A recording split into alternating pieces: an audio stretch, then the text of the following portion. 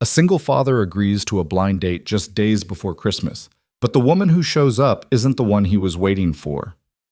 When the real date arrives, she's walked miles through a snowstorm. They have 3 days to find each other before the past and future pull them apart. Follow my story to the end, hit like, and comment what city you're watching from so I can see how far my story has traveled. The restaurant was too bright for the occasion. That's what Ethan Cole noticed first. The way the overhead lighting hummed and flickered slightly, casting everything in a white glow that made the red tablecloths look cheaper than they probably were. Christmas was 3 days away, and someone had strung garland along the bar with blinking lights that didn't quite sync up. He sat near the window, watching snow dust the sidewalk outside, wondering what the hell he was doing here. His phone buzzed. Another text from Ryan. "You still there? Don't chicken out, man." Ethan typed back with one thumb. "Still here, regretting it. Good. That means you're alive." He set the phone down and reached for his water glass, already half empty. The ice had started to melt. He'd been sitting here for 20 minutes, which felt like an eternity when you were alone at a table set for two. A waiter passed by, glanced at him with that look, the one that said, "Stood up, huh?" And Ethan wanted to sink through the floor.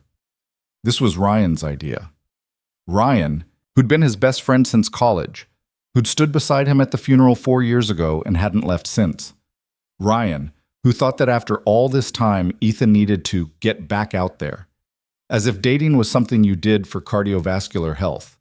"It's not for you," Ryan had said last week, leaning against Ethan's kitchen counter while Lucy, Ethan's 7-year-old daughter, colored at the table. "It's for her." Ethan had looked over at Lucy, her tongue sticking out in concentration as she tried to keep the crayon inside the lines of a reindeer. She had his wife's eyes. Sometimes it hurt to look at her. "She needs to see you happy," Ryan continued. "She needs to know it's okay to move forward." And maybe that was true. Maybe Lucy did need that. But sitting here now, Ethan wasn't sure he knew how to do it. Moving forward felt like betrayal, like admitting Sarah was really gone. The door opened, bringing in a gust of cold air and a woman in a green sweater. Ethan looked up out of habit. She was scanning the restaurant, her dark hair pulled back in a loose ponytail, snowflakes melting on her shoulders. When her eyes landed on him, something shifted in her expression, recognition, maybe, or just the same kind of desperate hope he'd felt when he first walked in. She started toward his table. His stomach dropped. This was it. This was actually happening. She slid into the chair across from him, unwinding a scarf from her neck. Up close, she had freckles across her nose and lines at the corners of her eyes that deepened when she smiled. Not the polished, filtered version of a person you saw on dating apps, but someone real. Someone who looked as nervous as he felt. "Sorry I'm late," she said, slightly breathless.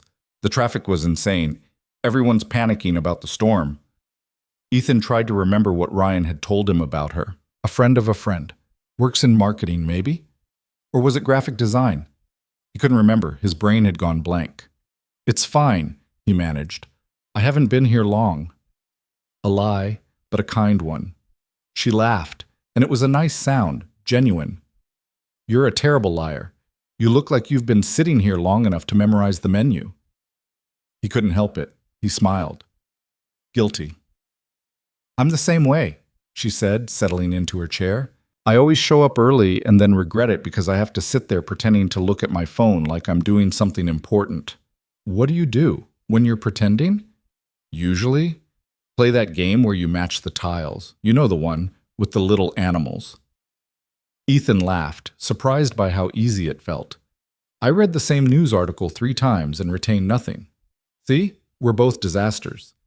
The waiter appeared and they ordered wine, red for her, beer for him, and then they were alone again, the silence stretching out but not quite uncomfortable. She was looking at him with this openness that made him feel seen in a way he hadn't been in years, not since Sarah. "So, she said, folding her hands on the table. "Ryan said you're a single dad." "Yeah, Lucy, she's 7. That's a great age." "It's loud," Ethan said, and she laughed again. "But, yeah, it's pretty great." "What's she into?" "Right now, building things. We've been doing these woodworking projects together on weekends. Last month we made a birdhouse. It's crooked as hell, but she's proud of it." The woman's smile softened. That's sweet. You sound like a good dad. Ethan shifted in his seat. Compliments like that always sat wrong with him. He never felt like a good dad, more like someone constantly scrambling to keep up, hoping he wasn't screwing her up too badly. I try, he said quietly. Their drinks arrived, and she lifted her glass. To trying. He clinked his beer against it. To trying. They talked about small things at first, the restaurant, the weather, the way the city went insane every December. She was easy to talk to, which surprised him. He'd expected this to be excruciating, long pauses and forced conversation, and both of them counting down the minutes until they could leave. But it wasn't like that. She asked questions and actually listened to the answers. She told stories that went somewhere. When she laughed, her whole face changed. At some point, the food arrived. He didn't even remember ordering, and they kept talking. Do you have kids? Ethan asked, twirling pasta on his fork. She hesitated just for a second. Not exactly. I have a younger sister, Emma. I've been raising her since she was 10. That's a big responsibility. Yeah. She looked down at her plate. Our parents died in a car accident 6 years ago. I was 24, Emma was 10, so I became, I don't know, parent, sister, both. Ethan set his fork down. I'm sorry. It's okay.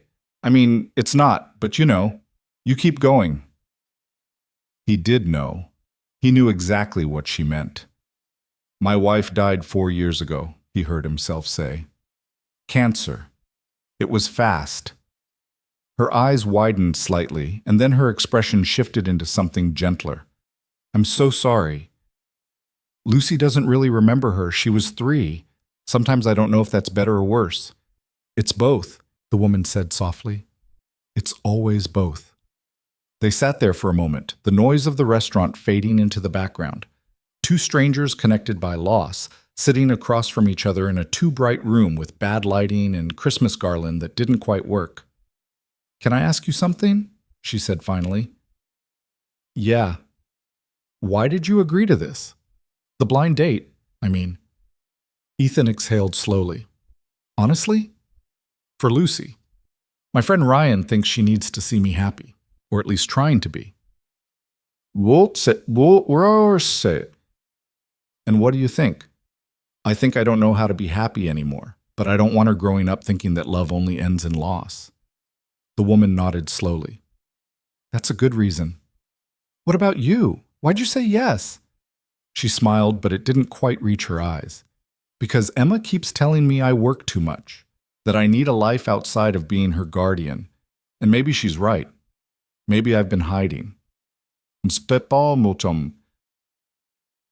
From what? From the idea that I deserve something for myself.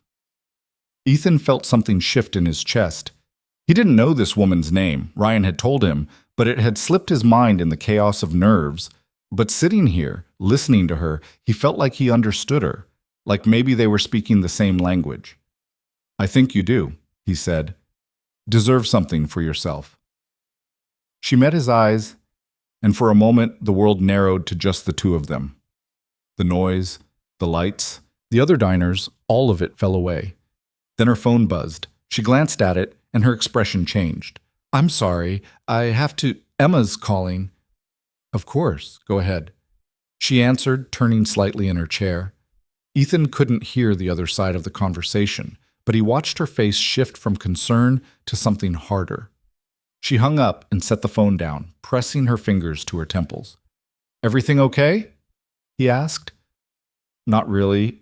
Emma's sick. She's been fighting a cold all week, and it just got worse. I need to go.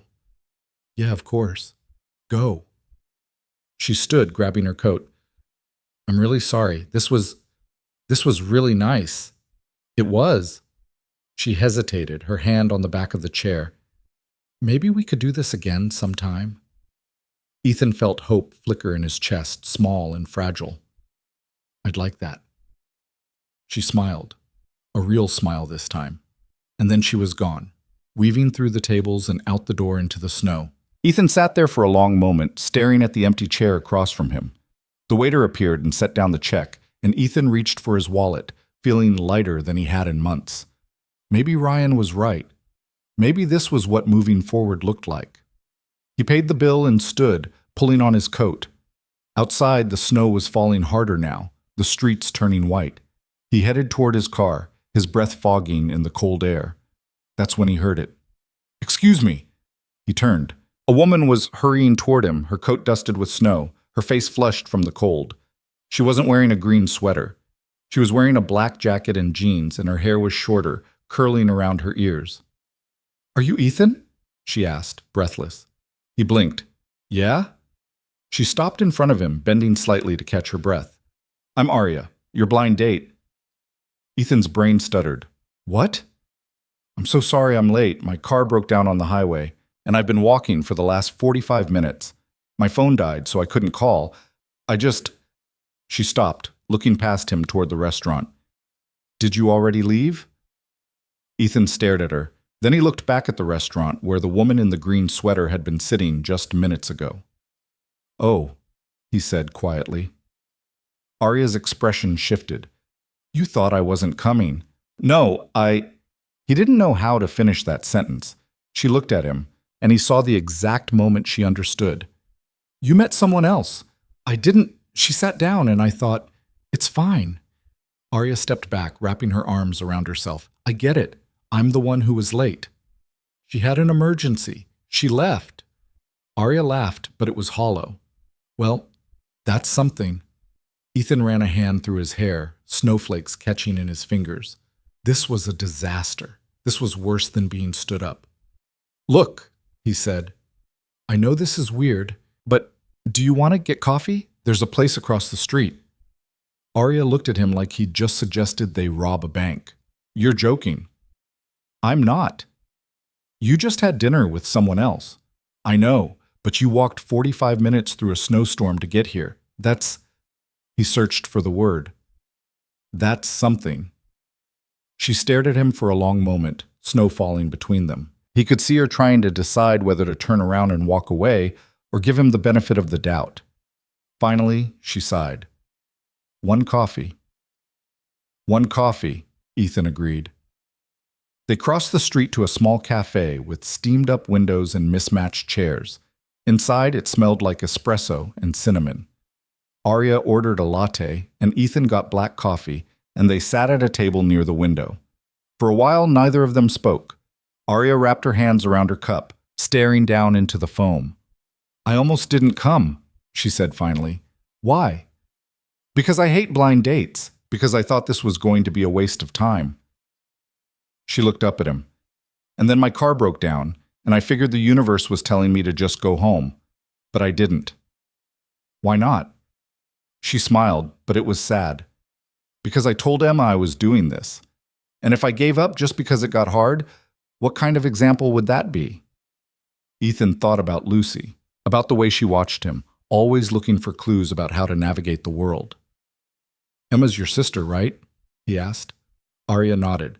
"She's 16 now. I've been raising her since our parents died." "That's a lot." "It is." Arya took a sip of her latte.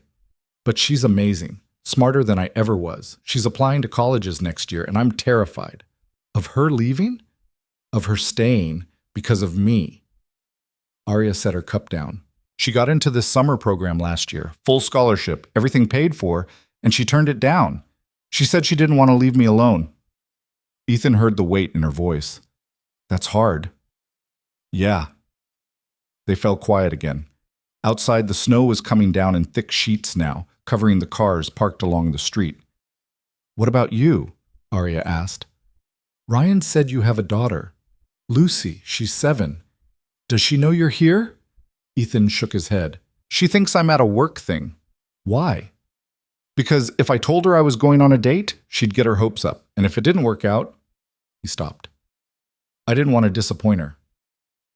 Arya tilted her head. "You're protecting her." "Trying to." "From what?" Ethan looked down at his coffee.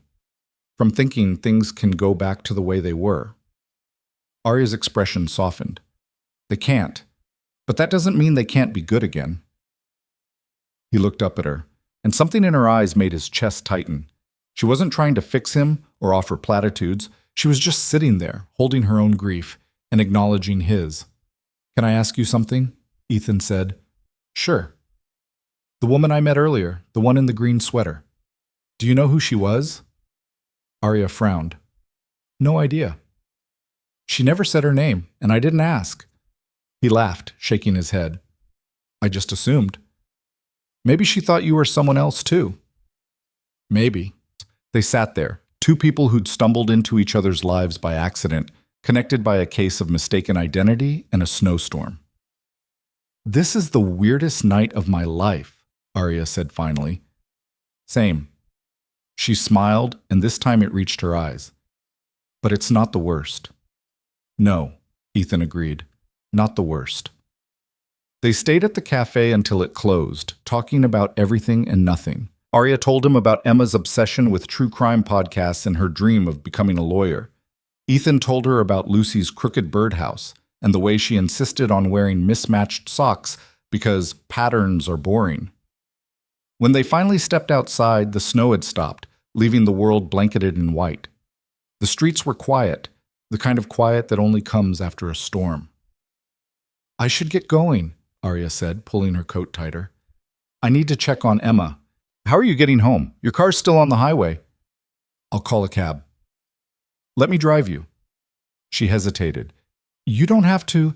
"I know, but I want to." Arya looked at him, searching his face for something.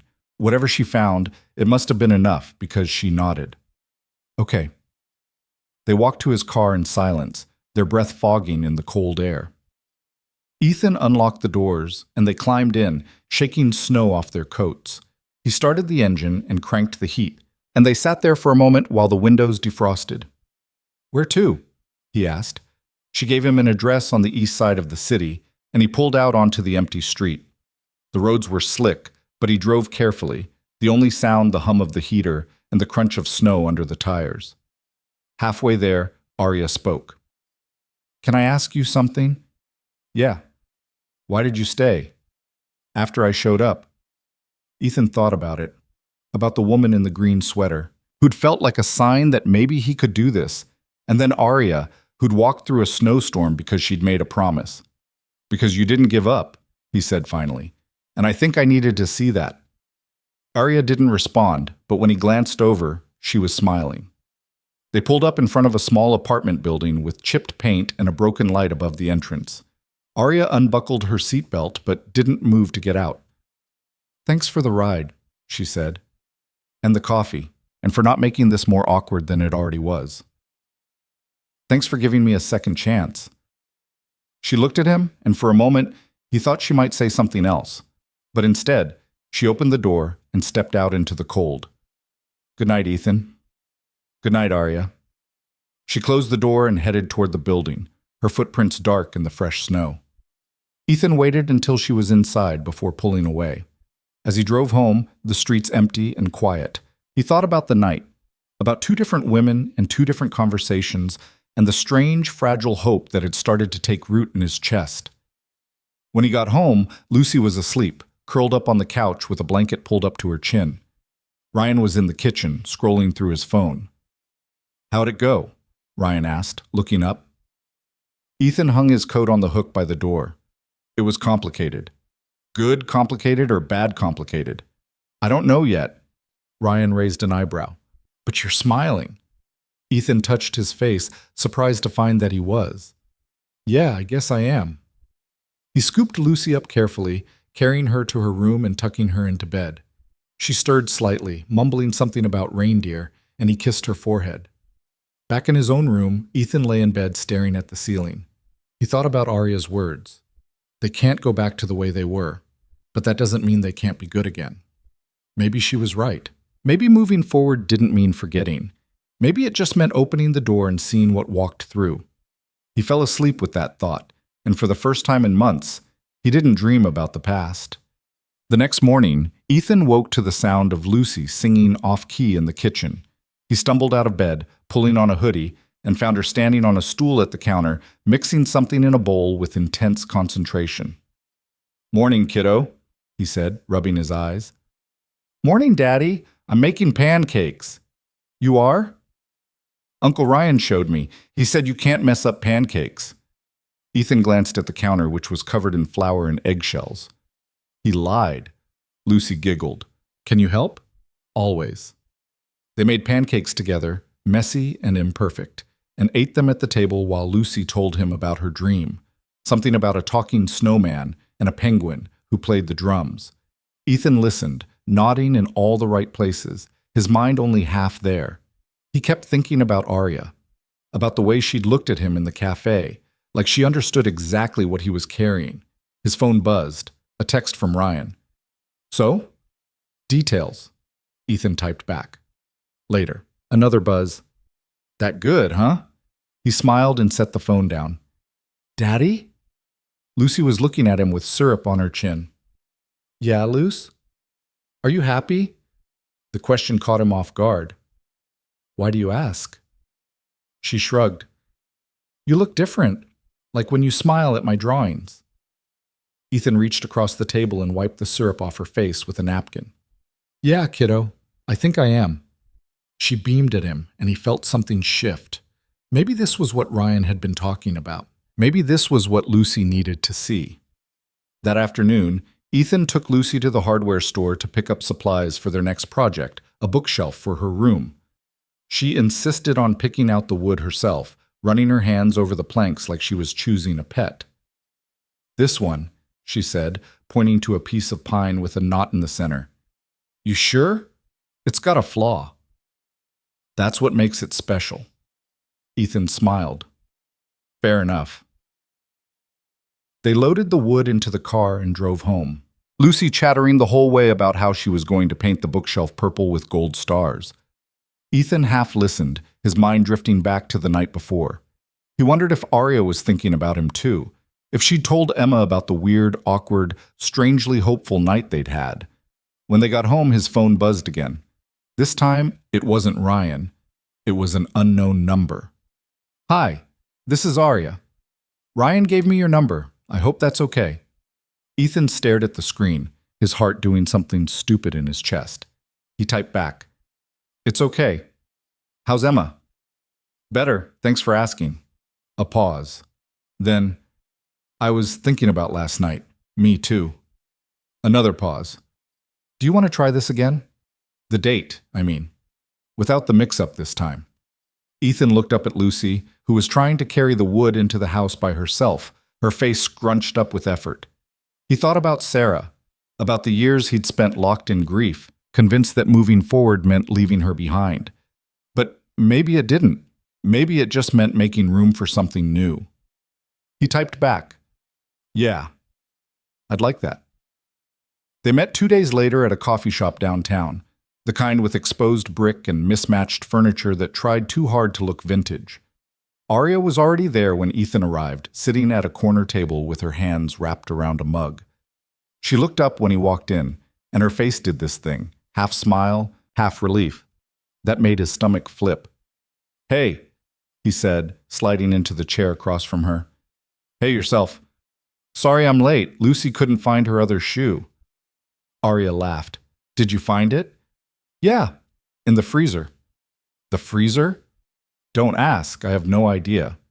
The barista came over and Ethan ordered an Americano. When they were alone again, Arya leaned forward slightly, her elbows on the table. So, she said, no mysterious women in green sweaters today? Ethan winced. Too soon? Maybe a little. But she was smiling. For what it's worth, I felt like an idiot. You should have, but I get it. Blind dates are a nightmare. Is that why you agreed to a second one? Arya tilted her head, considering. I think I agreed because you drove me home in a snowstorm without making it weird. That counts for something. Low bar.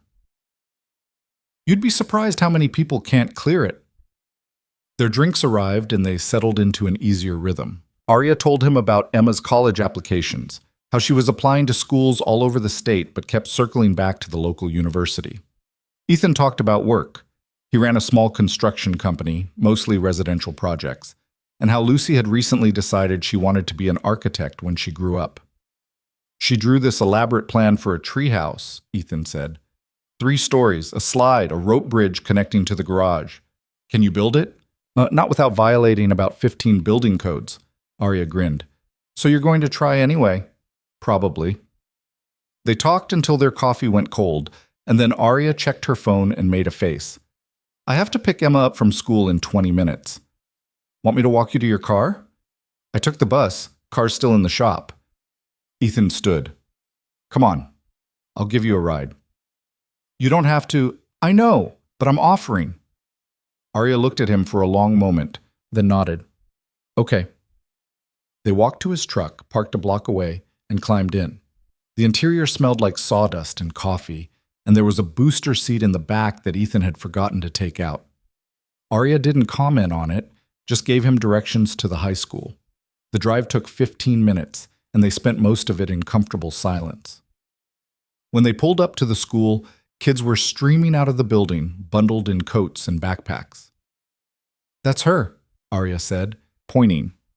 Ethan saw a teenage girl with dark hair and headphones walking with her head down.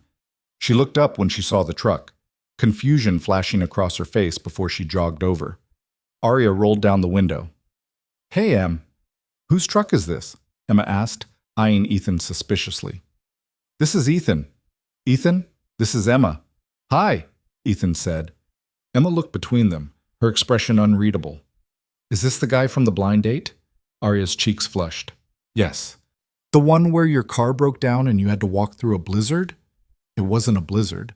And he thought you were someone else? Ethan cleared his throat. That was my fault. Emma studied him for another second, then shrugged. Cool. Can we go? I have homework. She climbed into the back seat, and Arya gave Ethan an apologetic look. Sorry, she's not great with new people. It's fine. They drove to Arya's apartment, Emma silent in the back with her headphones on. When they pulled up, Arya unbuckled her seatbelt but didn't get out right away. Thanks for the ride, she said. Anytime. Emma hopped out and headed for the building without looking back. Arya watched her go, then turned to Ethan. She liked you, she said. Really? Because she looked like she wanted to throw me out of the truck. That's how I know. If she didn't like you, she wouldn't have said anything at all. Ethan smiled. Good to know. Arya opened the door, then hesitated. Do you want to come up? I was going to make dinner. Nothing fancy, just pasta. Ethan thought about Lucy, who was at Ryan's for the afternoon. He thought about going home to an empty house and reheating leftovers. Yeah, he said. I'd like that. The apartment was small but warm, cluttered in the way that felt lived in rather than messy. There were textbooks stacked on the coffee table, a blanket draped over the couch, and a corkboard on the wall covered in photos and ticket stubs. Emma disappeared into her room without a word, and Arya led Ethan to the kitchen. Make yourself comfortable, she said, pulling a pot out of the cabinet. This might take a while. I'm not exactly a chef. Need help? Can you chop an onion without crying? Not even a little. Then sure. They worked side by side, Arya boiling water while Ethan diced vegetables with questionable technique. She didn't comment on the uneven pieces, just scraped them into the pan and added garlic. So, she said, stirring, what does Lucy think about you dating? Ethan paused. She doesn't know. Why not? Because I don't want her to get attached to someone who might not stick around. Arya glanced at him. That's fair, but also kind of sad. Yeah, I know. They fell quiet, the only sound the sizzle of onions and olive oil. Ethan leaned against the counter, watching her move around the small kitchen with practiced ease. Can I ask you something? He said. Sure. Do you ever feel like you're stuck? Like you're so busy taking care of everyone else that you forget what you actually want? Arya stopped stirring. Every day. How do you deal with it? I don't, I just keep going. She looked over at him. But lately I've been wondering if that's enough. Ethan didn't know what to say to that, so he didn't say anything. He just stood there, holding a half-chopped bell pepper, and let the silence sit between them. Dinner was simple, pasta with marinara, garlic bread, a salad that was mostly iceberg lettuce, but it tasted better than anything Ethan had eaten in weeks. Emma joined them at the table, still wearing her headphones, and picked at her food without much interest. How was school? Arya asked. Fine. Did you finish that history project? Not yet. Emma. I'll do it tonight. Relax. Arya sighed but didn't push. Ethan got the sense this was a familiar dance. What's the project on? He asked. Emma looked up, surprised to be addressed. The Cold War. That's cool. What angle are you taking? She shrugged. I don't know yet. It's boring. Have you looked into the space race? That part's pretty interesting. Emma tilted her head, considering. Maybe. Arya shot him a grateful look, and Ethan felt something warm settle in his chest. After dinner, Emma retreated to her room again, and Arya walked Ethan to the door. Thanks for staying, she said. I know this is kind of weird. It's not weird. It's a little weird. Okay, maybe a little. He smiled. But I like weird. Arya laughed, and the sound filled the small entryway. You're kind of strange, you know that? I've been told. She reached for the door handle, then paused.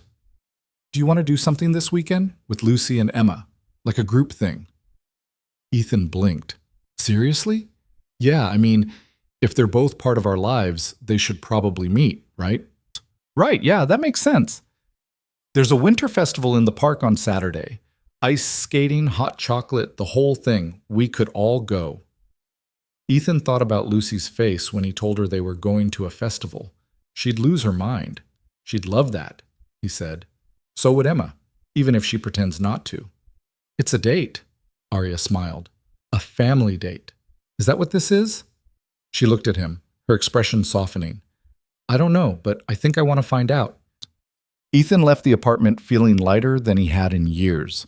He drove home through the quiet streets, the city lit up with Christmas lights, and thought about how strange life was, how one wrong turn could lead you exactly where you needed to be.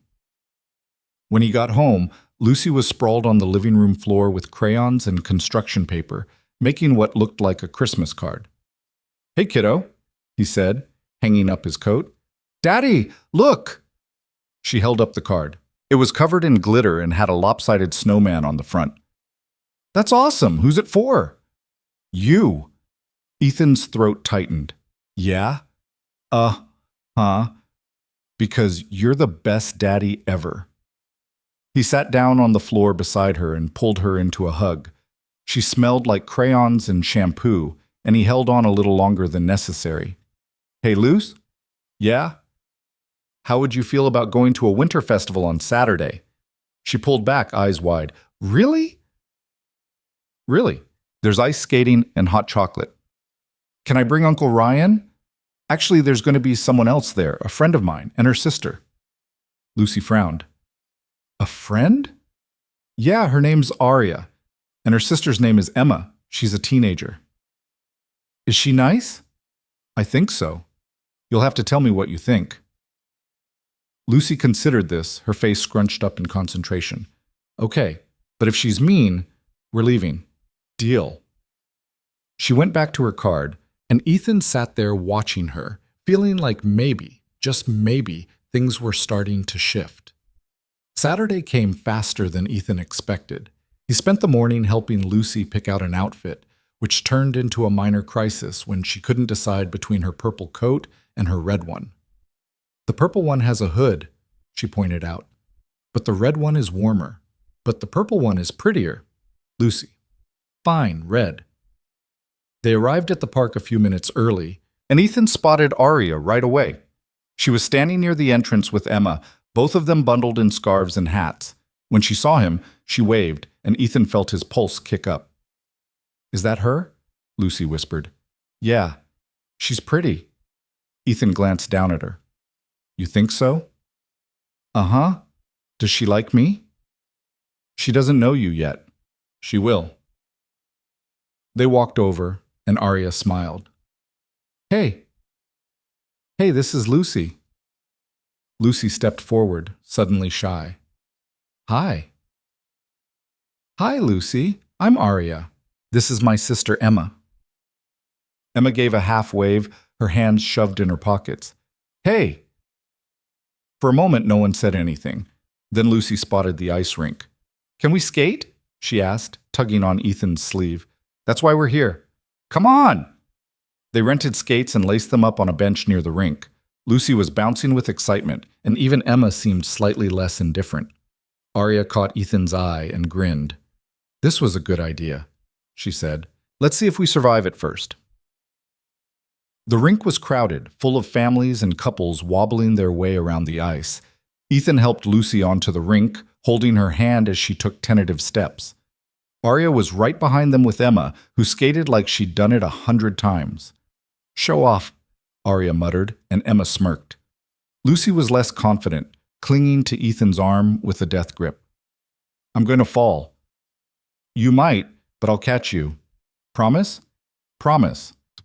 They made it halfway around the rink before Lucy's skate slipped, and she went down hard. Ethan scooped her up before she could start crying, brushing snow off her coat. You okay? She nodded, her lip trembling. I don't like this. You want to take a break? No, I want to keep going. Ethan's chest ached. That's my girl. They kept skating, slow and wobbly, and eventually Lucy let go of his hand. She only made it a few feet before grabbing onto the railing, but she was grinning. Daddy, I did it! You did! Arya skated up beside him, slightly out of breath. She's brave. Yeah, she is. They watched the girls for a while, Lucy clinging to the railing, Emma doing lazy circles around the rink. And Ethan felt something settle in his chest. This wasn't perfect. It was messy and awkward and a little chaotic. But it was real. After skating, they got hot chocolate from a vendor near the edge of the park.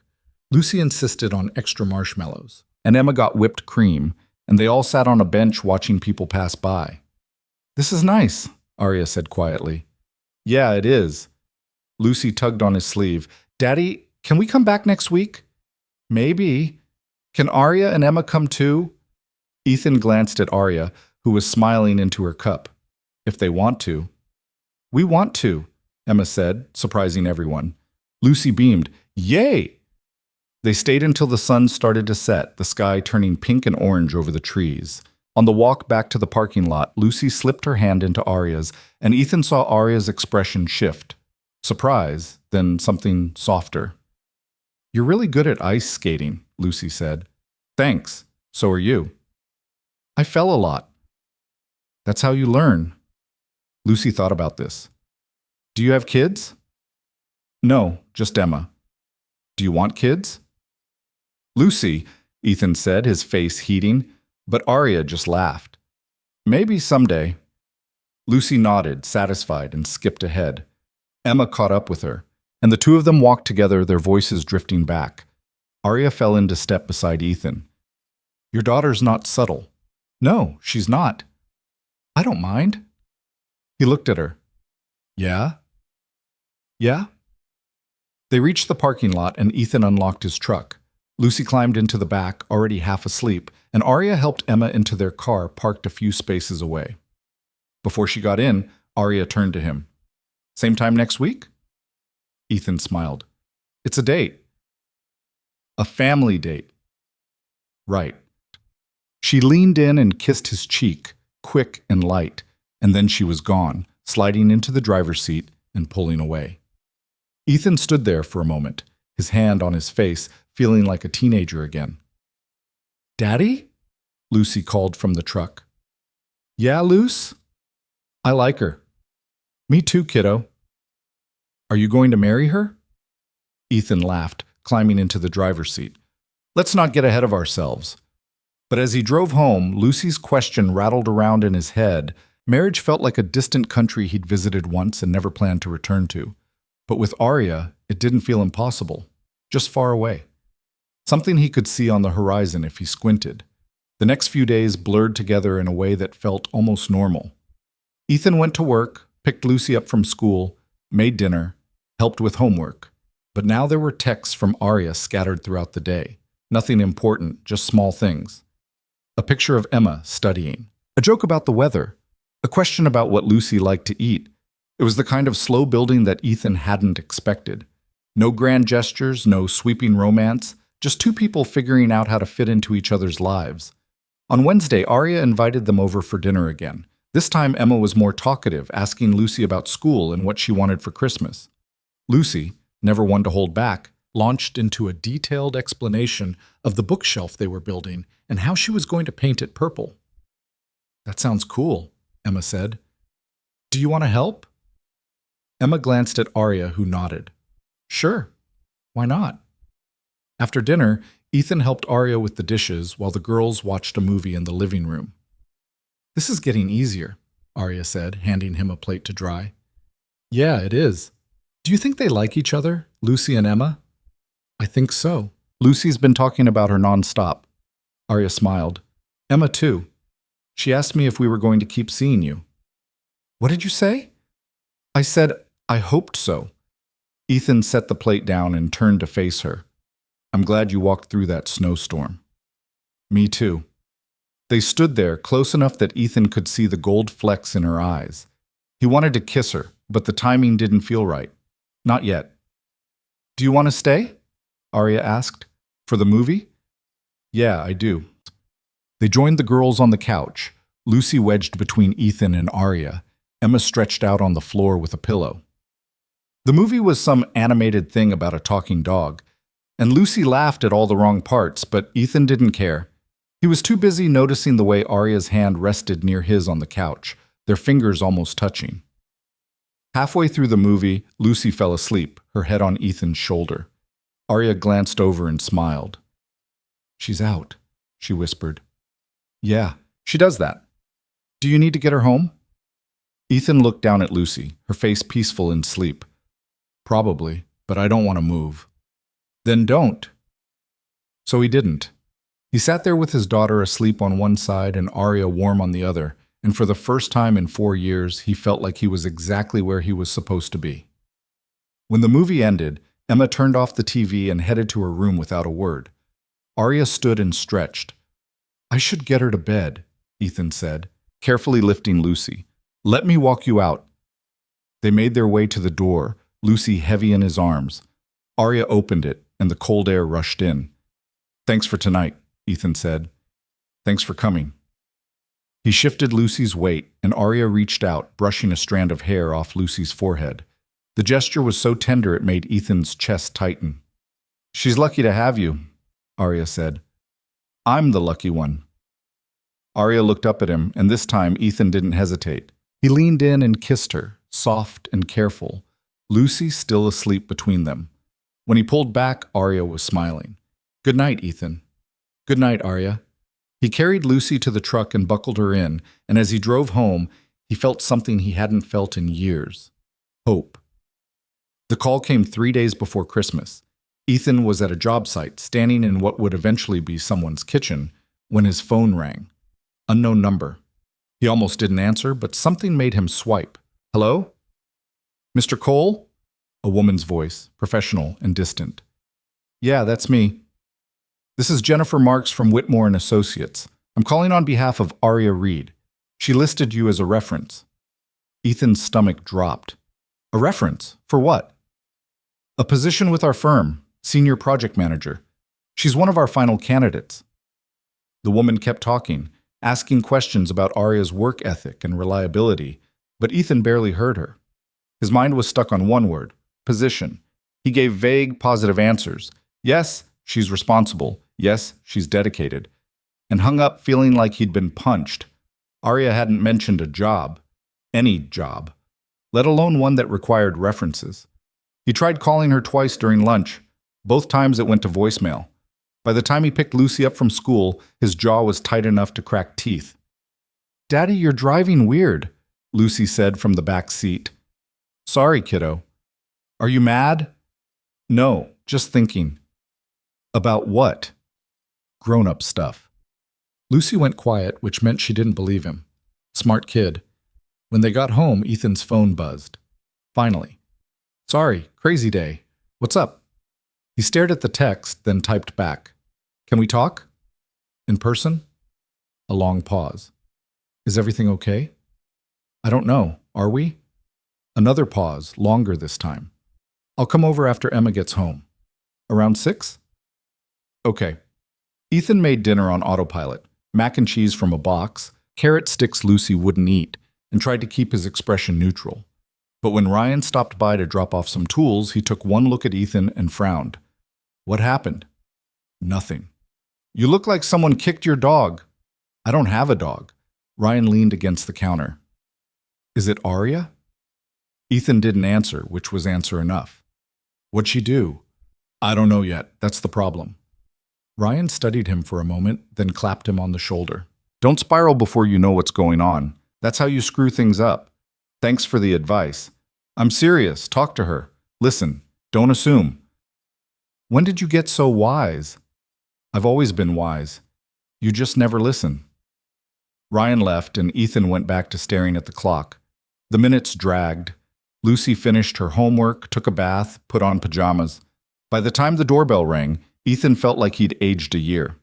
He opened the door, and Arya was standing there in her coat, snowflakes caught in her hair. She looked tired. Hey, she said. Hey. Can I come in? He stepped aside, and she walked past him into the living room. Lucy looked up from her coloring book and smiled. Arya! Hey, Lucy. Arya crouched down beside her. What are you working on? A Christmas tree. See? It has a star on top. It's beautiful. Lucy beamed, and Ethan felt his chest tighten. This was going to hurt. Lucy, can you go play in your room for a bit? He said. I need to talk to Arya. Lucy's face fell. But I want to show her my bookshelf. Later, okay? Fine. She gathered her crayons with exaggerated slowness and trudged down the hall. When her door clicked shut, Arya stood and turned to face him. What's going on? Ethan crossed his arms. I got a call today from a company called Whitmore & Associates. They wanted a reference for you. Arya's face went pale. Oh, yeah, oh. He kept his voice even, but his hands were shaking. Were you going to tell me? Yes, I was. When? After you took the job? It's not like that. Then what's it like, Arya? Because from where I'm standing, it looks like you're planning to leave and didn't think I should know. She flinched. I didn't plan any of this. The recruiter reached out to me 2 weeks ago. I wasn't even looking. But you applied. I sent in a resume. That's it. I didn't think they'd actually call me. But they did. Yeah, they did. Ethan ran a hand through his hair, his pulse hammering. Where's the job? Arya hesitated. Centerville. That's 3 hours away. I know. So what, you were just going to move, take Emma and go? I don't know. Her voice cracked and she pressed her hands to her face.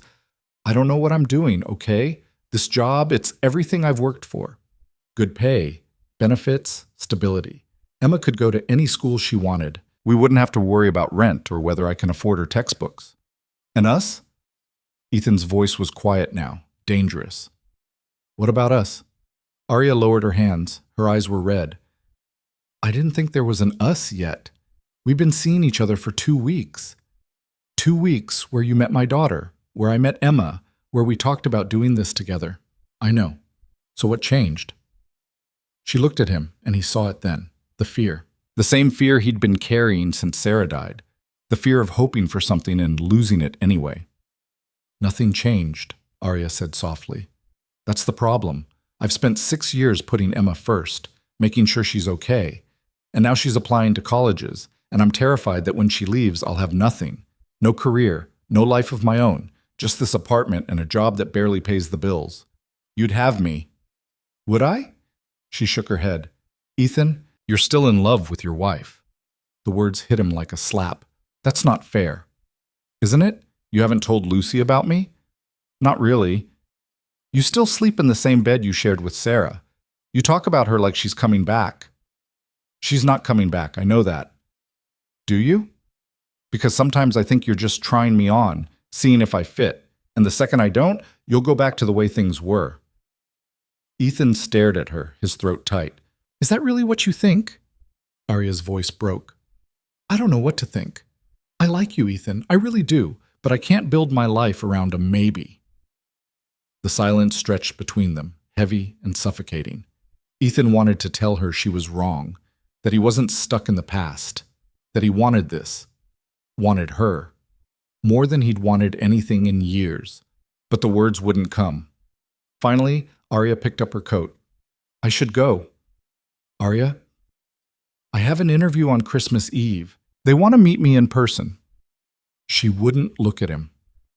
I don't know if I'm going to take it, but I need to at least see what it is. And if they offer it to you? She finally met his eyes. Then I'll have a decision to make. She left without saying goodbye, and Ethan stood in the empty living room, feeling like the floor had just dropped out from under him. Lucy appeared in the hallway, her face small and worried. Is Arya mad at you? Ethan swallowed hard. No, kiddo. She has a lot going on. Are we going to see her again? I don't know. Lucy's lip trembled, and Ethan pulled her into a hug. She clung to him, and he held on tight, wishing he knew how to fix this. The next 2 days were brutal. Ethan threw himself into work, finishing a bathroom remodel and starting demolition on a new project. He came home exhausted and made excuses to Lucy about why they hadn't heard from Arya. She stopped asking after the first night, which was somehow worse. Ryan came by on Christmas Eve morning with coffee and donuts. You look like hell, he said, setting the bag on the counter. Thanks. Have you talked to her? No. Why not? Because she's right. Ethan sank into a chair. I am stuck. I kept Sarah's clothes in the closet for 3 years. I still wear my wedding ring sometimes when I'm working because it feels wrong not to. That doesn't mean you don't care about Arya. Maybe not. But it means I'm not ready. Not the way she needs me to be. Ryan sat across from him. You know what your problem is? I'm sure you're about to tell me. You think moving forward means forgetting, but it doesn't. Sarah's always going to be part of you. That's not a bad thing. Then why does it feel like I'm betraying her? Because you're human, and humans are idiots. Ryan leaned forward. But here's the thing. Sarah's gone, and Arya's here. And if you let her walk away because you're scared, you're going to regret it. Ethan rubbed his face. What if I screw it up? You will. That's how relationships work. But at least you'll have tried. After Ryan left, Ethan sat alone in the kitchen, staring at his phone. He drafted a dozen texts and deleted them all. Finally, he just typed, I'm sorry. It took 20 minutes for Arya to respond. Me too. Nothing else. Just that. Ethan stared at the screen until it went dark. That afternoon, Lucy's school called a holiday party at the community center. Ethan had promised to take her weeks ago, and he couldn't back out now. They drove through streets lined with lights, Lucy chattering about the cookies she was going to decorate and the games they'd play.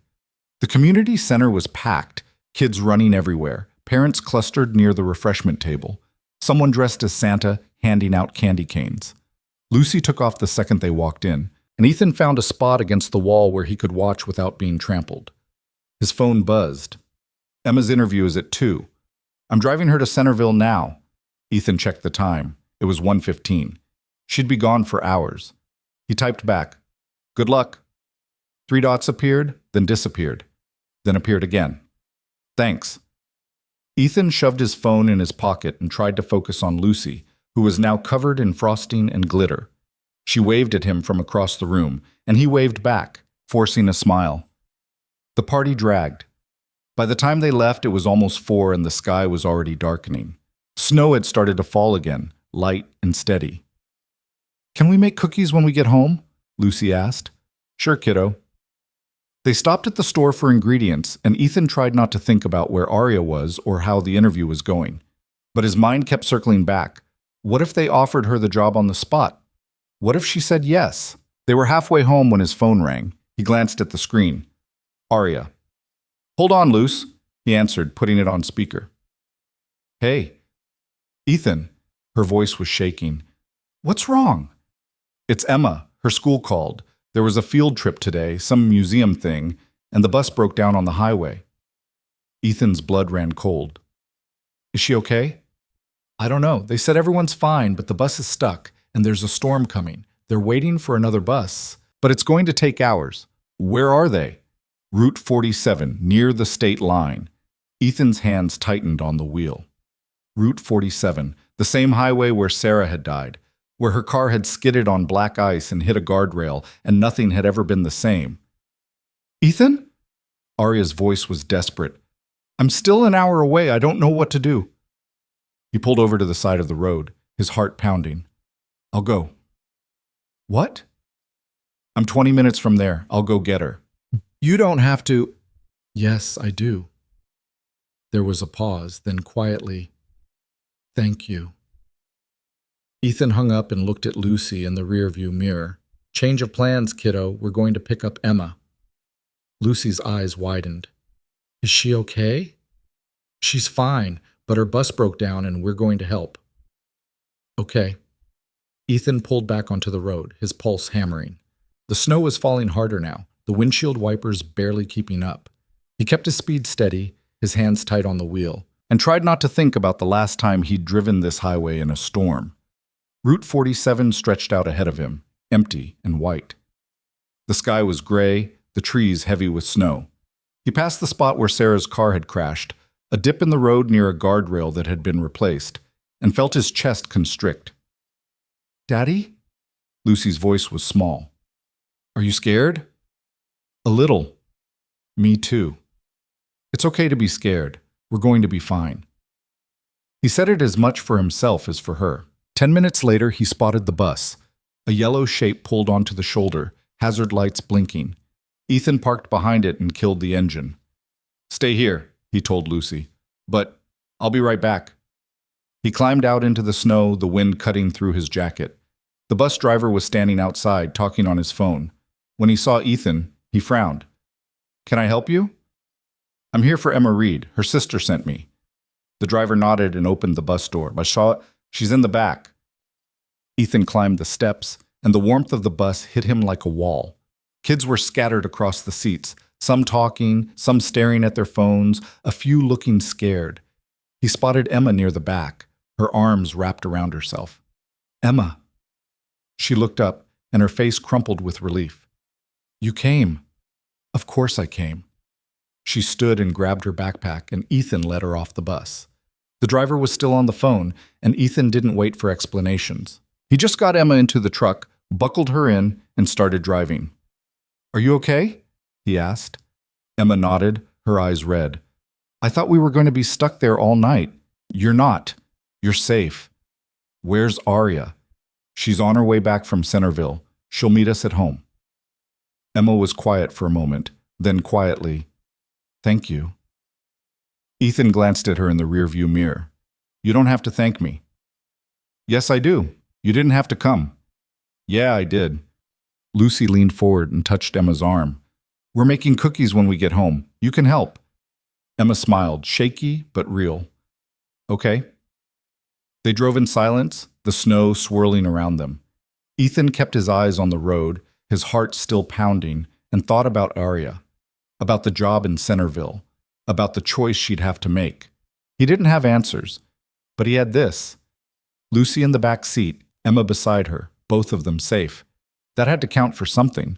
When they pulled into his driveway, Arya's car was already there.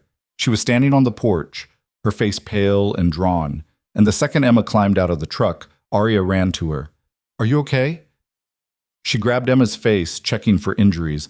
"I'm fine. Ethan got me." Arya looked over at him, and her eyes filled with tears. "Thank you." "You don't have to." "Yes, I do." She crossed the space between them and threw her arms around him.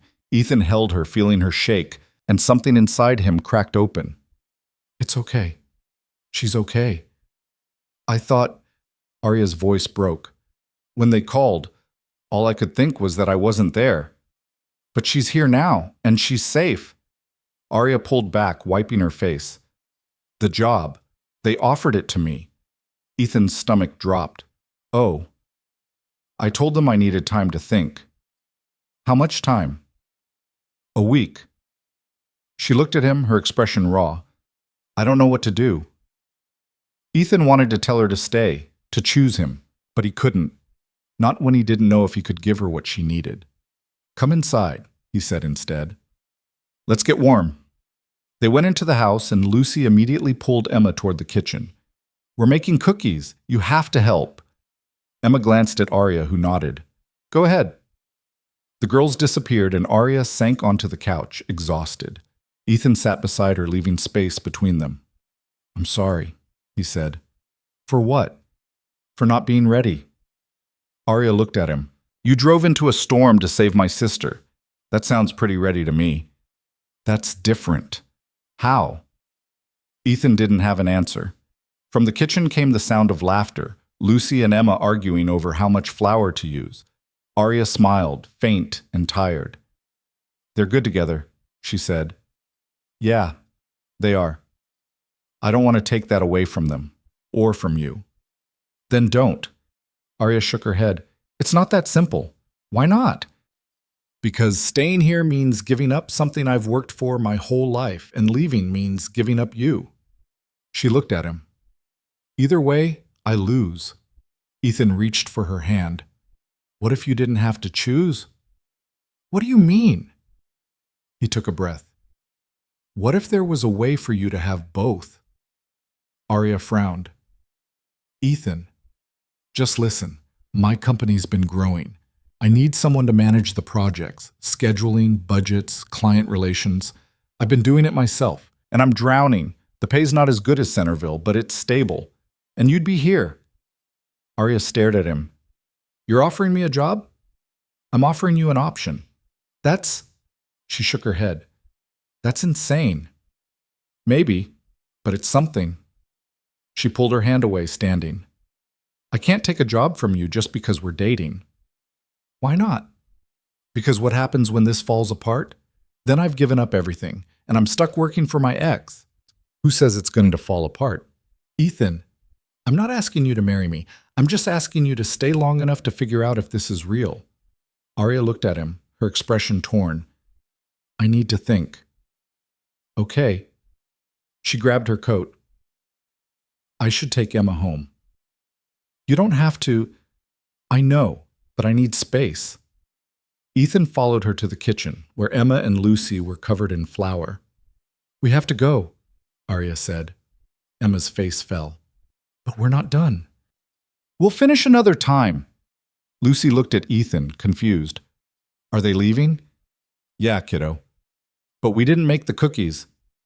"I know. I'm sorry." Arya and Emma left without another word, and Ethan stood in the doorway watching their car disappear into the snow. Lucy tugged on his sleeve. "Daddy, is Arya coming back?" Ethan looked down at her, his throat tight. "I don't know, Luce. I hope she does." "Me too." They went back inside, and Ethan finished the cookies with Lucy, but his mind was elsewhere. On Arya. On the job offer. On the impossible choice he'd laid at her feet. When Lucy was asleep, Ethan sat alone in the kitchen, staring at his phone. No messages. No calls. He thought about Sarah, about the life they'd built, and the future they'd lost. He thought about Arya and Emma, and the fragile, messy thing they'd started to create. And for the first time since Sarah died, he realized something. He wasn't stuck in the past. He was scared of the future. But maybe that was okay. Maybe being scared just meant there was something worth fighting for. He picked up his phone and typed, "I'm not giving up on this. On us. Whatever you decide, I'll be here." He hit send before he could second guess it. The response came an hour later, when he was already in bed, staring at the ceiling. "I'm not giving up either, but I need time." Ethan closed his eyes and let out a breath he didn't know he was holding. Time. He could give her that. He just hoped it would be enough. Christmas morning came quiet and cold. Ethan woke to Lucy jumping on his bed, her hair a mess and her eyes bright. "It's Christmas! Santa came!" He groaned, pulling the pillow over his head. "What time is it?" 6. "Lucy, that's not morning, that's still night." "But the presents."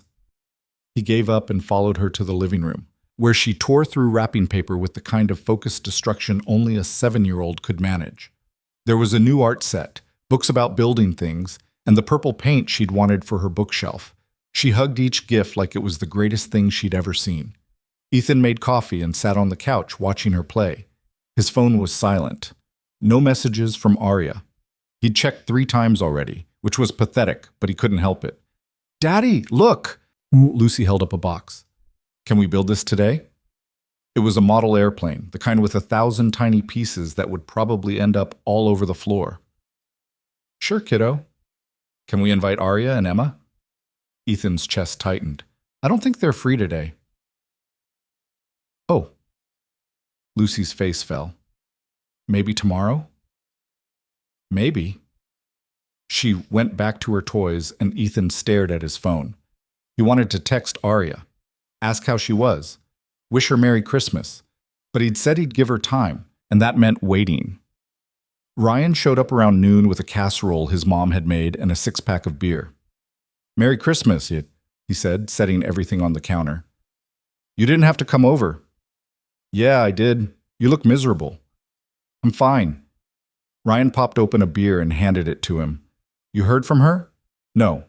Give it time. That's what everyone keeps saying, because it's true. Ryan sat at the kitchen table. She's got a lot to think about. You can't rush that. Ethan took a long drink. What if she takes the other job? Then she takes it, and you deal with it. How? Same way you dealt with everything else, one day at a time. Lucy wandered in, dragging her model airplane. Uncle Ryan, will you help me build this? Absolutely, but only if your dad helps too. They spent the afternoon at the table, fitting tiny plastic pieces together, while Lucy narrated an elaborate story about where the plane was flying and who was on it. Ethan tried to focus, but his mind kept drifting. By the time Ryan left, it was dark outside, and Lucy was asleep on the couch, the half-finished airplane on the coffee table. Ethan covered her with a blanket and sat in the chair by the window, staring out at the street.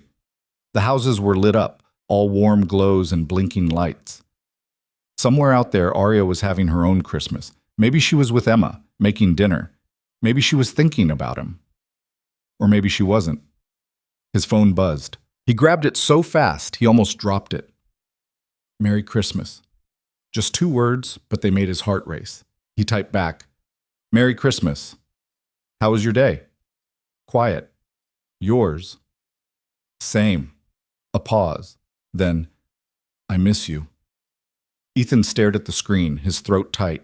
He typed and deleted 3 different responses before settling on, I miss you too. Can we talk tomorrow? Yeah. Anytime. Okay. Good night, Ethan. Good night. He set the phone down and leaned back in the chair, feeling something loosen in his chest. It wasn't much, but it was something. The next morning, Arya called while Ethan was making breakfast. He answered on the second ring. Hey, is this a good time? Yeah, Lucy's still asleep. Can I come over? I think we should talk in person. Ethan's stomach dropped. Yeah, of course. I'll be there in 20 minutes. She hung up, and Ethan stood in the kitchen, staring at the pancake batter like it held answers. 20 minutes. That was barely enough time to breathe. He woke Lucy and got her fed, then sent her to her room to play. When the doorbell rang, his hands were shaking. Arya stood on the porch in a gray coat, her hair pulled back. She looked tired, but there was something else in her expression. Resolve, maybe, or resignation. Come in, Ethan said, stepping aside. She walked into the living room and sat on the edge of the couch, her hands folded in her lap. Ethan sat across from her, waiting. I've been thinking, Arya said, about everything. The job, Emma, us. Okay. I called Whitmore yesterday. I told them I needed more time to decide, and they said the offer's good until the end of the week. Ethan nodded, his throat dry. And then I talked to Emma. Arya looked up at him. I told her about your job offer, about staying here.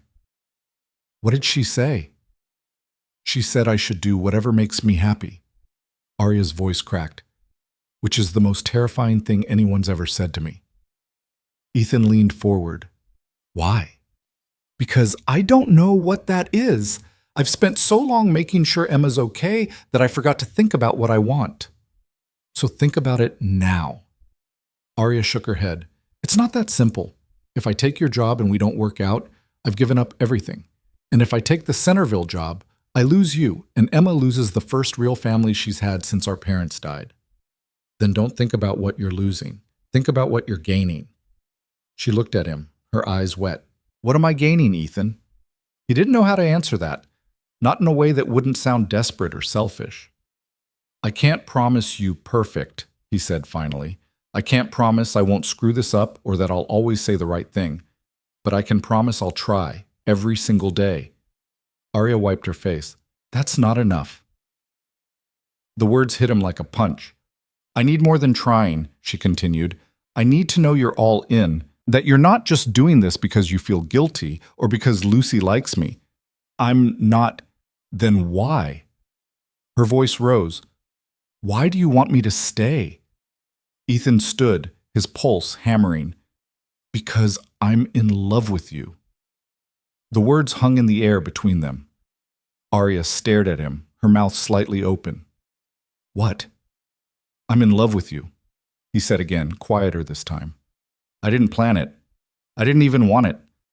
But somewhere between that first coffee and you walking through a snowstorm, it happened. And I know that's not fair to you. I know I'm asking you to take a risk on someone who's still figuring out how to move forward. But I'm asking anyway.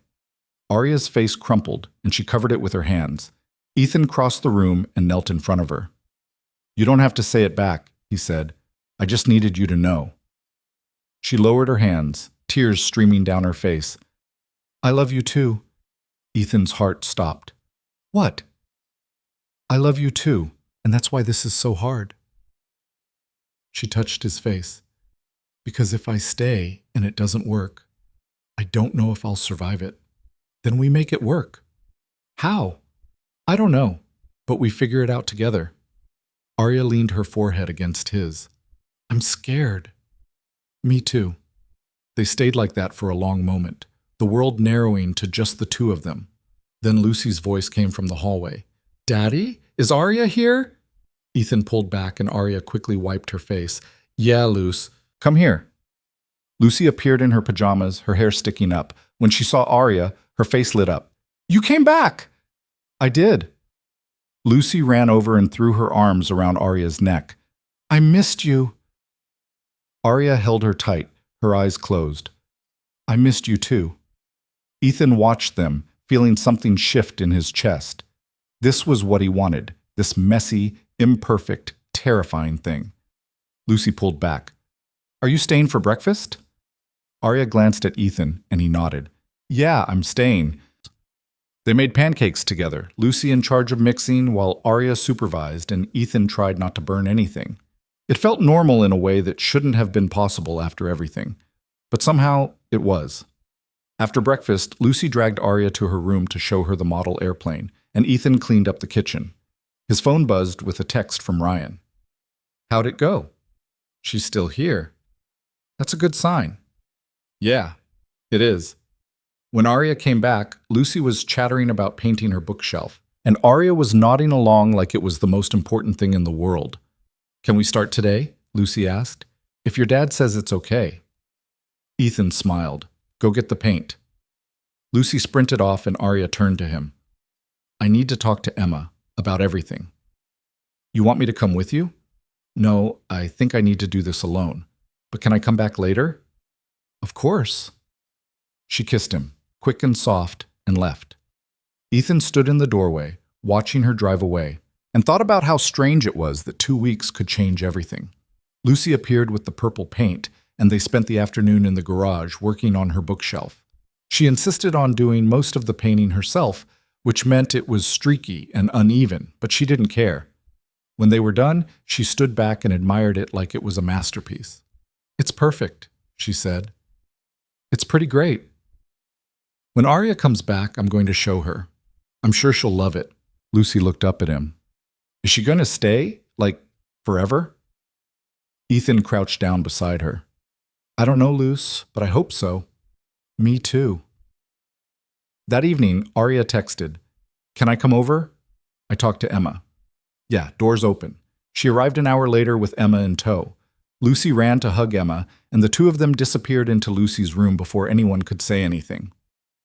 Arya sat on the couch, and Ethan joined her. How'd it go? Better than I expected. Arya leaned back. I told her about the job offer, both of them. What did she say? She said she didn't want me to give up my career for her. But then she told me something I didn't know. What? Arya's eyes filled with tears. She got a full scholarship to the state university, full tuition, room and board, everything. Ethan blinked. That's amazing. She found out 2 weeks ago and didn't tell me. She said she didn't want me to feel pressured to stay here. Is... Arya wiped her face. She was going to turn it down if I took the Centerville job. Move with me and go to community college. But she doesn't have to now. No, she doesn't. Arya looked at him. Which means I don't have to take the Centerville job for the money. I can stay here, if you still want me to. Ethan took her hand. Of course I do. Then I'm staying, and I'm taking your job offer, if it's still on the table. It is. She smiled, shaky but real. Okay, then it's settled. Ethan pulled her close, and she rested her head on his shoulder. I can't believe this is happening. Me neither. From Lucy's room came the sound of laughter, and Ethan thought about how much had changed in such a short time, how two broken people had found each other in the middle of a snowstorm and built something fragile and new. They stayed on the couch until the girls came out, asking for dinner. Ethan ordered pizza, and they ate in the living room. Lucy and Emma sitting on the floor while Arya and Ethan claimed the couch. Can we watch a movie? Lucy asked. Sure, what do you want to see? Something with singing, Emma groaned. Not another musical. Yes, another musical. They argued good-naturedly while Ethan scrolled through options, and Arya leaned against him, warm and solid. This is nice, she said quietly. Yeah, it is. They settled on a movie, and Lucy curled up against Arya while Emma stretched out on the floor with a blanket. Halfway through, Lucy fell asleep, and Arya carefully shifted her so she was lying down. She's out, Ethan whispered. So is Emma. They looked at the two girls, both asleep, and Arya smiled. They look like sisters. Yeah, they do. Arya turned to him. Thank you. For what? For not giving up, for driving into a storm to save Emma, for offering me a way to stay. You don't have to thank me. Yes, I do. She kissed him, slow and deliberate, and Ethan felt his entire world narrow to just her. When they pulled apart, she rested her forehead against his. I'm all in, just so you know. Me too. They stayed like that until the movie ended, the room dark except for the glow of the TV.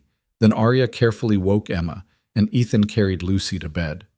At the door, Arya turned to him. I'll see you tomorrow? Yeah, I'll pick you up for work. She laughed. I don't start until next week. I know, but I want to see you anyway. Okay, tomorrow then. She left, and Ethan stood in the doorway, watching her taillights disappear. When he went back inside, the house felt different, warmer somehow, like it was finally becoming a home again. Over the next few days, things settled into a rhythm.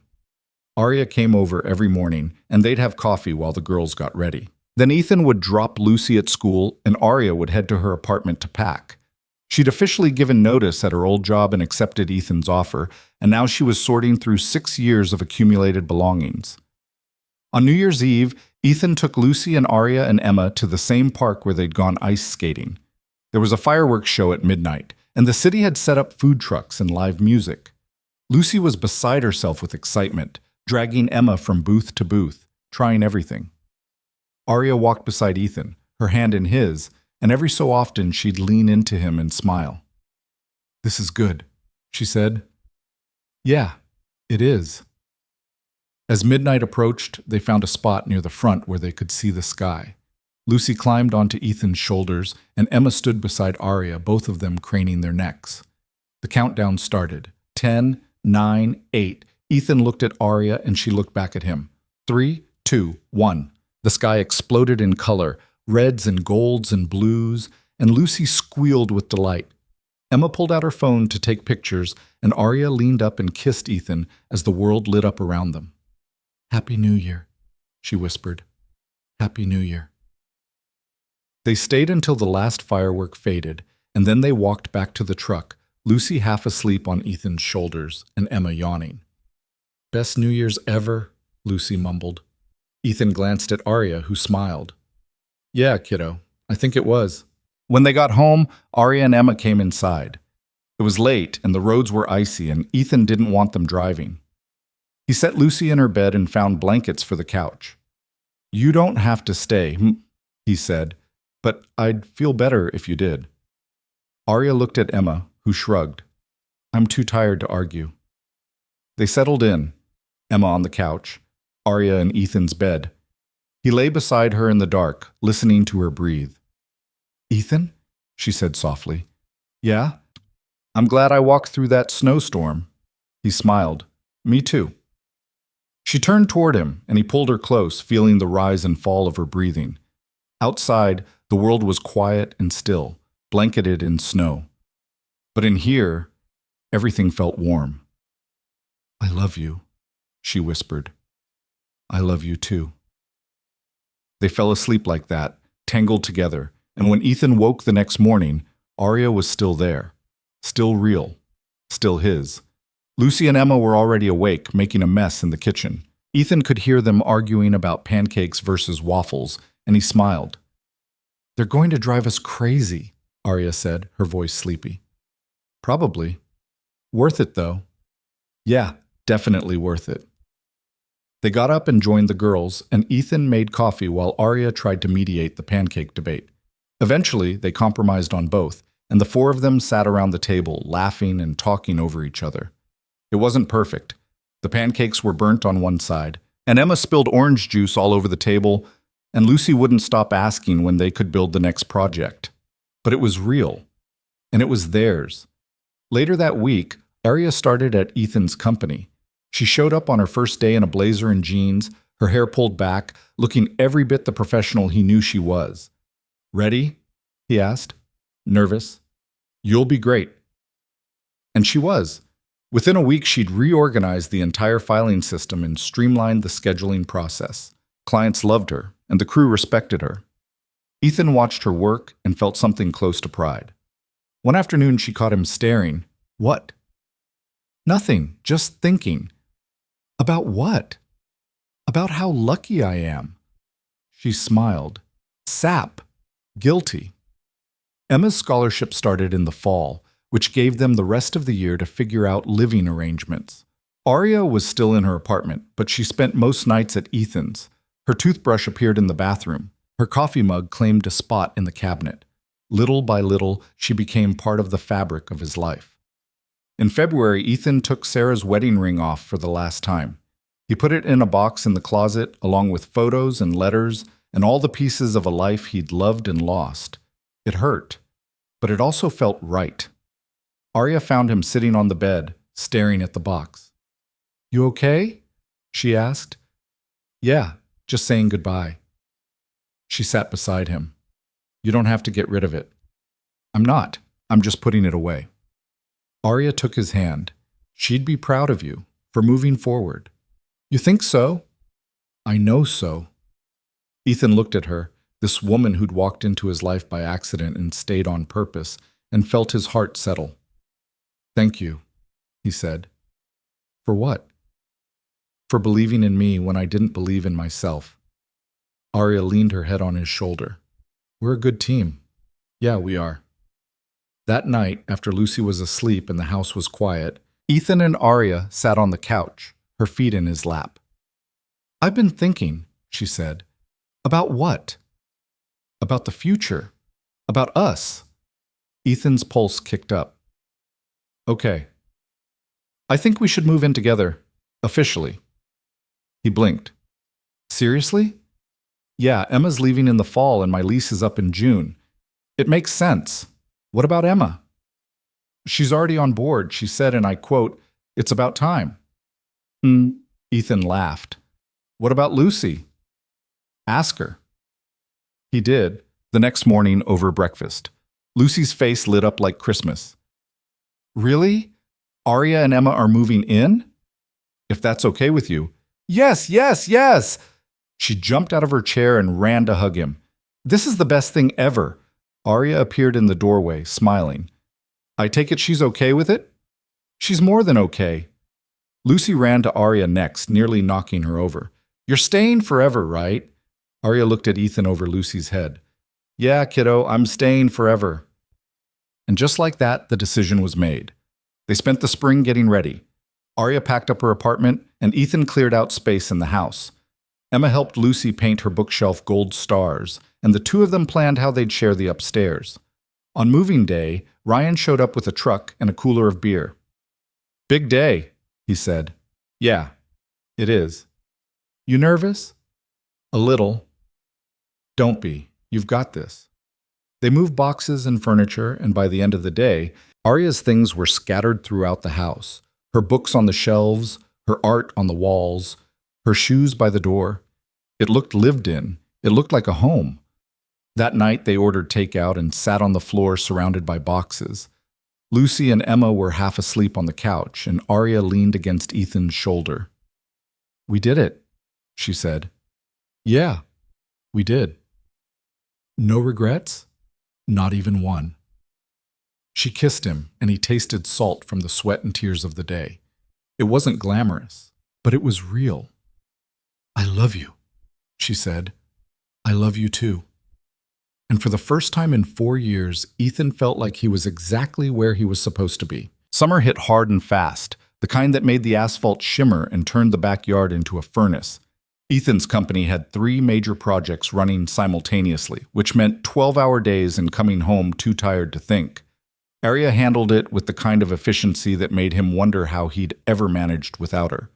She kept the schedules tight, the budgets tighter, and somehow still found time to make sure Lucy's summer camp forms were filled out, and Emma's college orientation was marked on the calendar. But something was off.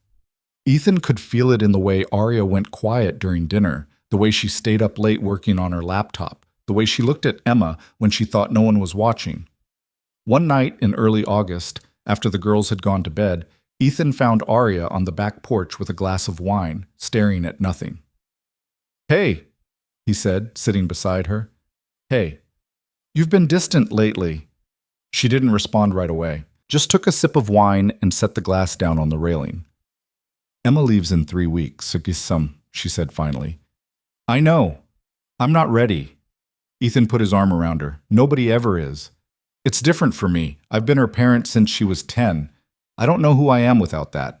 You're still you. You're just getting to be other things too. Arya leaned into him. What if she needs me and I'm not there? Then she'll call, and you'll figure it out together. You make it sound easy. It's not, but you've done harder things. She was quiet for a long time, and Ethan just held her, listening to the crickets and the distant sound of traffic. I'm scared, she said. Of what? That once she's gone, I'll realize I've built my whole life around taking care of her. And without that, I'm just... She stopped. I don't know. Ethan turned her to face him. You're brilliant. You're strong. You're the best project manager I've ever worked with. And I'm not just saying that because we're together. You're also stubborn and a terrible cook, and you hog the blankets, but you're you, and that's enough. Arya's eyes filled with tears. I love you. I love you too. She kissed him, and he tasted salt and wine and something desperate. When she pulled back, she wiped her face. I'm going to miss her so much. I know, but she's going to be amazing, because you raised her. Arya nodded, and they sat there until the sky turned dark and the mosquitoes drove them inside. The next 3 weeks felt like they were on fast forward. Emma finished packing, went to orientation, came back with a roommate assignment and a class schedule. Lucy made her a going-away card covered in glitter and misspelled words. Ethan helped load boxes into Arya's car, trying not to think about how quiet the house would be without Emma's music and sarcasm. On the morning Emma was supposed to leave, Arya woke up early and made pancakes. Not the boxed kind, real ones, from scratch, which meant the kitchen was a disaster, and half of them were burned. But Emma ate 3 anyway, and Lucy insisted on having seconds. These are really good, Emma said. Arya looked like she might cry. You're a terrible liar. I'm serious, they're great. After breakfast, they loaded the last of Emma's things into the car. Lucy gave Emma a hug that lasted too long, and when she finally let go, her face was red. You're coming back for Thanksgiving, right? Lucy asked. Of course. And Christmas? Yes, and spring break. You're not getting rid of me that easy. Lucy smiled, but her eyes were wet. Arya and Emma stood by the car, and for a moment neither of them spoke. Then Arya pulled Emma into a hug so tight Ethan thought one of them might break. You're going to do amazing things, Arya said, her voice muffled against Emma's shoulder. I learned from the best. Call me if you need anything. I don't care what time it is. I will. And eat actual meals, not just ramen. I'll try. And don't skip class just because Arya. Emma pulled back, her hands on Arya's shoulders. I'll be okay. I promise. Arya nodded, tears streaming down her face. I know. Emma hugged Ethan next, quick and awkward. Thanks for everything. Anytime. Then she climbed into the car, and Arya got in the passenger seat, and they drove away. Lucy and Ethan stood in the driveway, waving until the car disappeared around the corner. Is Arya coming back? Lucy asked. Yeah, kiddo, she's just dropping Emma off. Good, because I don't want her to leave too. She's not going anywhere. But when Arya came home that night, she looked like she'd been hollowed out. She went straight to bed without saying much, and Ethan let her. Some things you just had to sit with. The next few weeks were hard. Arya threw herself into work, staying late and taking on extra projects. Ethan tried to give her space, but he could see the cracks forming. She snapped at small things, forgot to eat, stayed up until 2 a.m. reorganizing files that didn't need reorganizing. One night, Ethan found her in the office, staring at a spreadsheet that hadn't changed in an hour. Come to bed, he said. I'm almost done. No, you're not. You're avoiding. She looked up at him, her expression defensive. I'm working. You're hiding. That's not fair. Maybe not, but it's true. Arya closed the laptop and rubbed her face. I don't know what to do with myself. Every time I have a free moment, I think about calling Emma to make sure she's okay. But I can't, because she needs to figure things out on her own. So, what do you need? I don't know. Ethan pulled her to her feet. Come with me. Where are we going? You'll see. He led her to the garage, where Lucy's crooked birdhouse still hung on the wall. Next to it was a half-finished bookshelf and a pile of wood scraps. We're building something, Ethan said. Now? It's 10 o'clock. So? Arya looked at him like he'd lost his mind. But then she saw the wood, and something in her expression shifted. What are we making? Whatever you want. They spent the next 2 hours in the garage, sawing and sanding and arguing about measurements. Arya had never built anything before, and it showed. Her cuts were uneven, and she hammered her thumb twice. But she didn't stop. By the time they were done, they'd made something that vaguely resembled a picture frame. It's terrible, Arya said, holding it up. It's perfect. She laughed, and it was the first real laugh he'd heard from her in weeks. You're delusional. Maybe, but you feel better, right? She looked at the frame, then at him. Yeah, I do. They went inside, covered in sawdust, and fell asleep on the couch with the TV on. When Ethan woke up the next morning, Arya was still there, her head on his chest, breathing steady. Things got easier after that. Arya started coming home at reasonable hours. She called Emma once a week, and they'd talk for an hour about classes and roommates and campus food. Emma sent pictures of her dorm and complained about her chemistry professor, and Arya stopped looking like the world was ending every time her phone rang. In September, Lucy started 3rd grade. She came home on the first day with a drawing of their family. Ethan, Arya, Lucy, and Emma, all holding hands in front of a house with a purple door. Who's this? Arya asked, pointing to herself. That's you. Duh. And this is Emma? Yeah, she's part of the family too. Arya's eyes went soft, and she hung the drawing on the fridge. That night, she sent a picture of it to Emma, who texted back a string of heart emojis. October came, and with it, the anniversary of the night Ethan and Arya had met. Ethan hadn't forgotten. He'd been planning something for weeks, though he hadn't told Arya. Ryan was the only one who knew, and he'd been sworn to secrecy. On the actual day, Ethan told Arya he was taking her out to dinner. Where are we going? She asked. You'll see. I hate surprises. No, you don't. She did, but she got dressed anyway, a blue dress that made her eyes look impossibly bright, and let him drive her across town. When they pulled up to the restaurant, she frowned. This is where we had our first date. Sort of. What do you mean, sort of? Come on. He led her inside, and the hostess smiled and guided them to the same table where Ethan had sat a year ago, waiting for someone he thought was Arya but wasn't. The lighting was still too bright, the garland was still crooked, but it felt different now. They sat, and Arya looked around, her expression unreadable. Why here? She asked. Because this is where it started. You sat here with someone else. I know. But then I met you, and everything changed. Arya reached across the table and took his hand. You're such a sap. I know. They ordered wine and dinner, and for a while they just talked. About work, about Lucy, about Emma's latest crisis involving a group project. It was easy, comfortable. The kind of conversation you could only have with someone who knew all your rough edges and loved you anyway. When the waiter cleared their plates, Ethan stood. Where are you going? Arya asked. Just wait. He walked to the bar and nodded at the bartender, who handed him a small box. Ethan's hands were shaking as he walked back to the table. Arya's eyes widened. Ethan! He knelt beside her chair, and the entire restaurant went quiet. A year ago, he said, I came here thinking I was meeting someone I'd never met. And I was right, just not in the way I expected.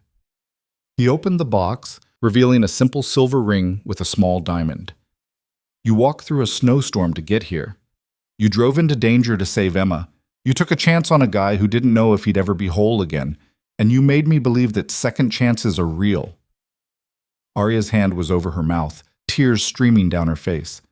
I know we've only been together a year, Ethan continued, and I know we're still figuring things out, but I don't want to figure them out with anyone else. So Arya Reed, will you marry me? The restaurant was dead silent. Arya stared at him, at the ring, at the man kneeling in front of her. Yes, she whispered, then louder, yes. The restaurant erupted in applause, and Ethan slid the ring onto her finger. It fit perfectly. He stood and pulled her into a kiss, and she was laughing and crying at the same time.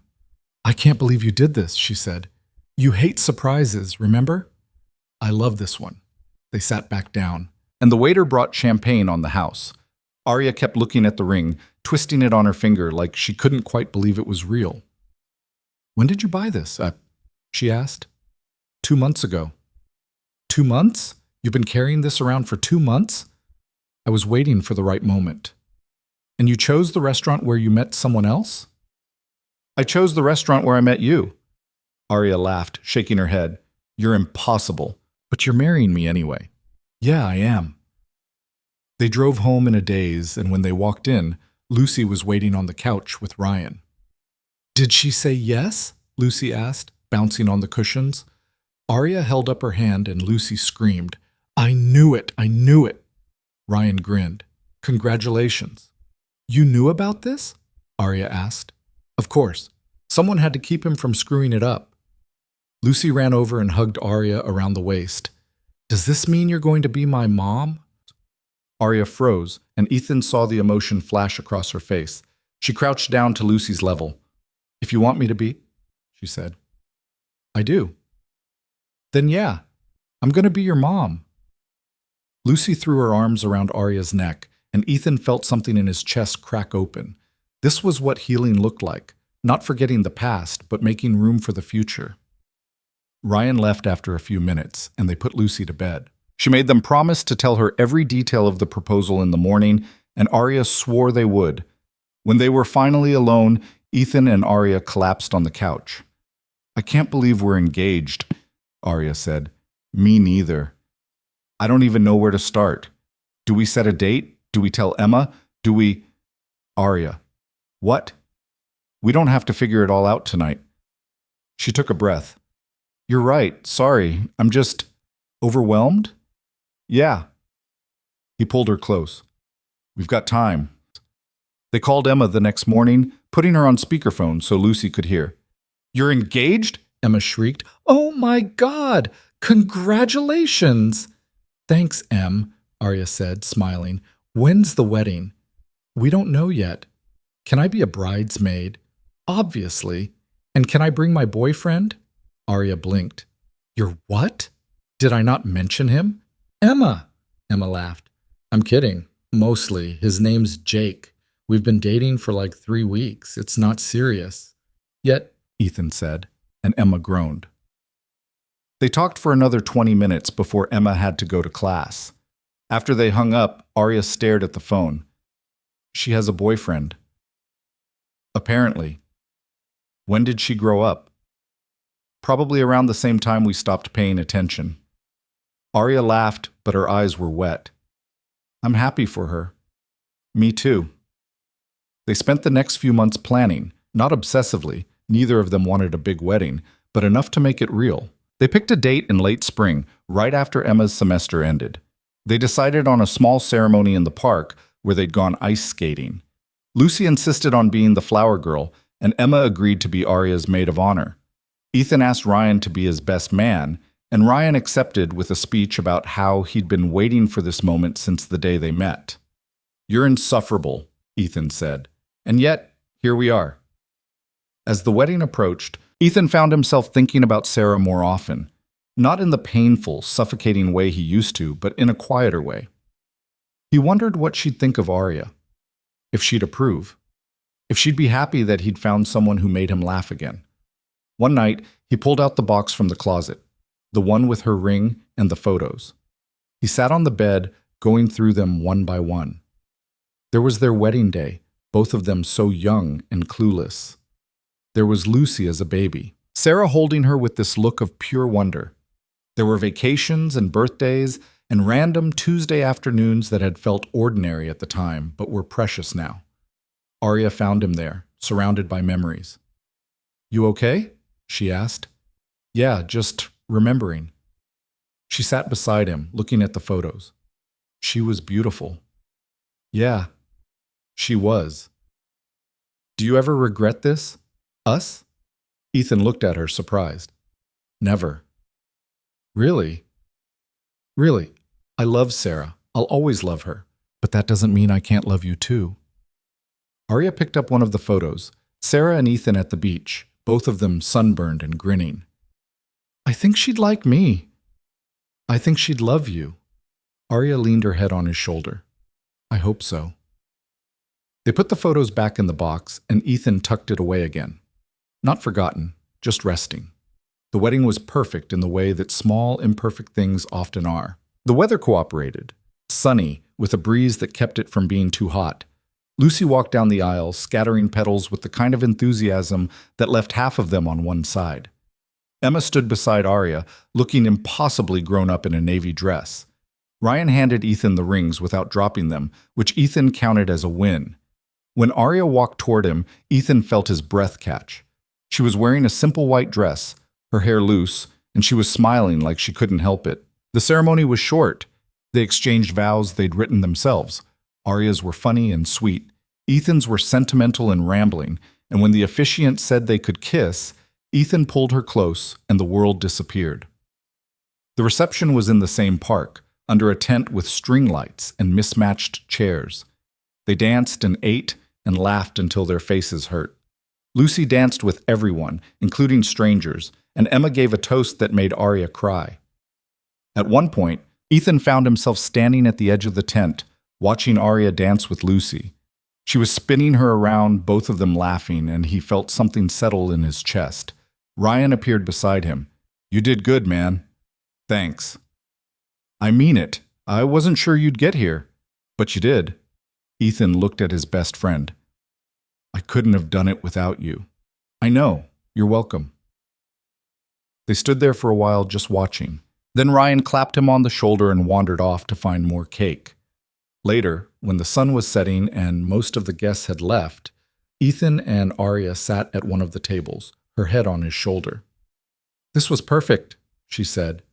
Yeah, it was. I can't believe we're married. Me neither. She lifted her head and looked at him. I love you, Ethan Cole.